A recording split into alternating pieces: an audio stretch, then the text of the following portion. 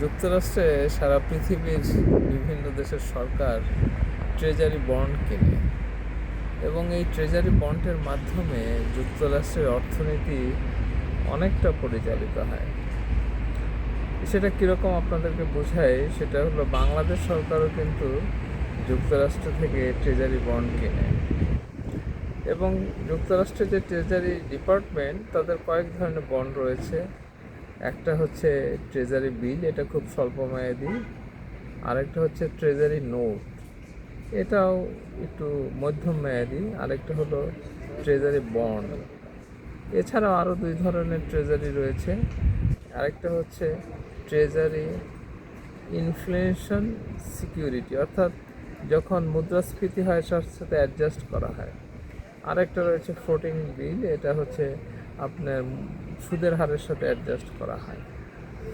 তো এতগুলো treasury bill বা নোট, এগুলো যুক্তরাষ্ট্র প্রতি বছর বাজারে ছাড়ে এবং বাংলাদেশ সহ সারা পৃথিবীর বিভিন্ন দেশ এগুলো কিনে রাখে এই জন্যই যে এগুলো খুব সিকিউর, অর্থাৎ খুব নিরাপদ ইনভেস্টমেন্ট। বাংলাদেশ ব্যাংকও কিন্তু এই যুক্তরাষ্ট্রের এই ট্রেজারি বন্ডগুলো কিনে রাখে, কারণ হচ্ছে এগুলো নির্দিষ্ট সময়ের পরে সুদ পাওয়া যায়, আবার এগুলো বৈদেশিক মুদ্রা হিসাবে একটা রিজার্ভ থাকে। এবং জাপান সবচেয়ে বেশি ট্রেজারি বন্ড কিনে, তারপর রয়েছে চীন, তারপরে রয়েছে ইউকে বা যুক্তরাজ্য, এবং অবাক হবে যে ছোট একটি দেশ কেমন আয়ারল্যান্ড, তারাও বিপুল পরিমাণ এই ট্রেজারি বন্ড কিনে রেখেছে। এবং এশিয়ার মধ্যে উল্লেখযোগ্য কিন্তু সিঙ্গাপুর এবং ভারত, তারাও বিপুল পরিমাণ ট্রেজারি বন্ড কেনে।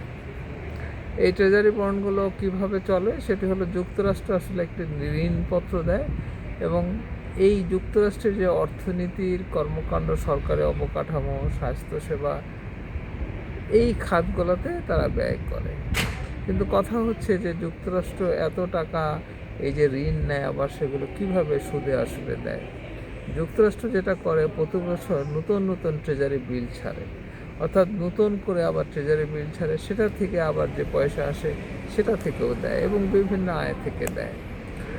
আমি এই কথাগুলো বলার উদ্দেশ্য হলো যে আমরা যারা তৃতীয় বিশ্বের দেশ থেকে এসেছি, তারা কিন্তু এই ট্রেজারি বিল ব্যক্তিগতভাবে মানুষ কিনতে পারে বিভিন্ন ব্রোকার এজেন্সি এবং বিভিন্ন আন্তর্জাতিক ব্যাংকের মাধ্যমে।